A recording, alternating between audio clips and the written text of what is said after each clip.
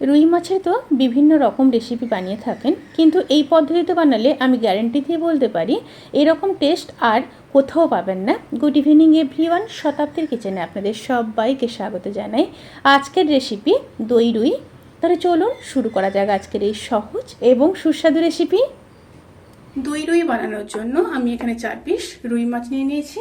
রুই মাছগুলোকে ম্যারিনেট করে নেব। তার জন্য দিয়ে দেব পরিমাণ মতো লবণ, আর দিয়ে দেব কিছুটা সর্ষের তেল।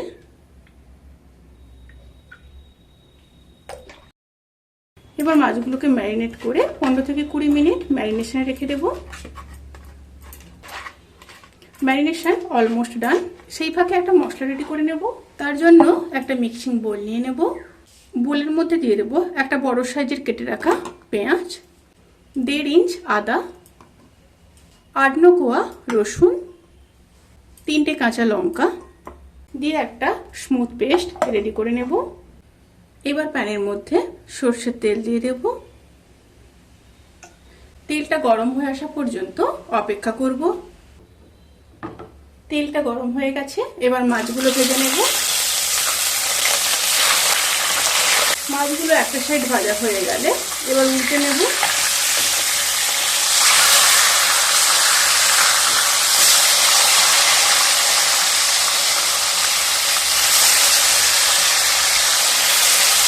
দুটো সাইড মাছ ভাজা হয়ে গেলে এবার তুলে নেব।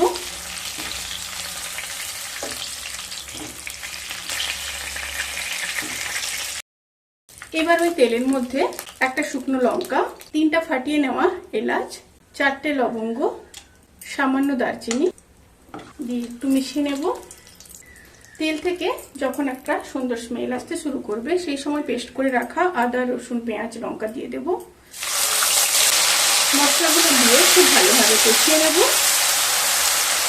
মশলাগুলো যখন খুব ভালোভাবে কষানো হয়ে যাবে তার জন্য নিয়ে নেব 150 গ্রাম টক দই, 1 চামচ জিরে গুঁড়ো, 1 চামচ গরম মশলার গুঁড়ো, আর দিয়ে দেব 1 চামচ কাশ্মীরি লঙ্কার গুঁড়ো দিয়ে খুব ভালোভাবে মিশিয়ে নেব। মশলাটা রেডি হয়ে গেছে, মিশ্রণটা দিয়ে দেব। এই সময় স্টিম কিন্তু অতি অবশ্যই লোতে থাকবে। মিশ্রণটা দিয়ে আবারও খুব ভালোভাবে কষিয়ে নেব।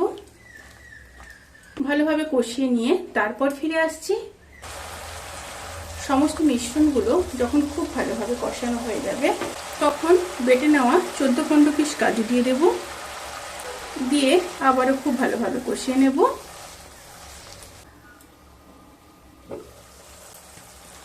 মশলাগুলো খুব ভালোভাবে কষানো হয়ে গেছে, দেখুন সাইড থেকে তেল ছেড়ে দিয়েছে। এবার দিয়ে দেব কিছুটা জল, প্রায় 150 ml মতো জল দিয়ে দিলাম। আবারও খুব ভালোভাবে মিশিয়ে নিয়ে ফুটে আসা পর্যন্ত অপেক্ষা করব। তরকারিটা যখন ফুটে আসবে তখন ভেজে রাখা মাছগুলো দিয়ে দেব।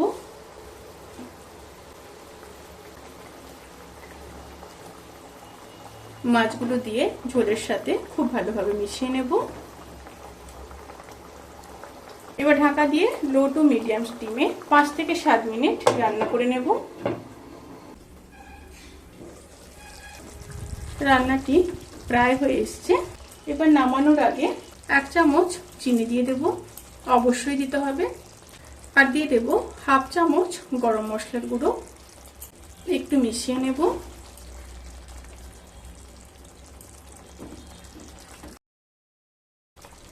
খুব ভালোভাবে মিশিয়ে নিয়েছি। এবার গ্যাসের ফ্লেমটাকে অফ করে দেব। অফ করে দিয়ে 15 থেকে 20 মিনিট স্ট্যান্ডিং টাইমে রেখে তারপর সার্ভ করব। রেসিপিটি কেমন লাগলো প্লিজ কমেন্ট করে জানাতে কিন্তু ভুলবেন না। যদি ভালো লেগে থাকে তাহলে সাবস্ক্রাইব করে পাশে থাকা বেল আইকন প্রেস করে নোটিফিকেশান অল করে রাখবেন। তাতে করে আমি যত রেসিপি দেবো সমস্ত লিঙ্ক আপনাদের কাছে পৌঁছে যাবে। আপনারা সবাই ভালো থাকবেন, সুস্থ থাকবেন, সাবধানে থাকবেন। আজকের মতো এই পর্যন্ত। পরের ভিডিওর জন্য অপেক্ষা করুন। টাটা।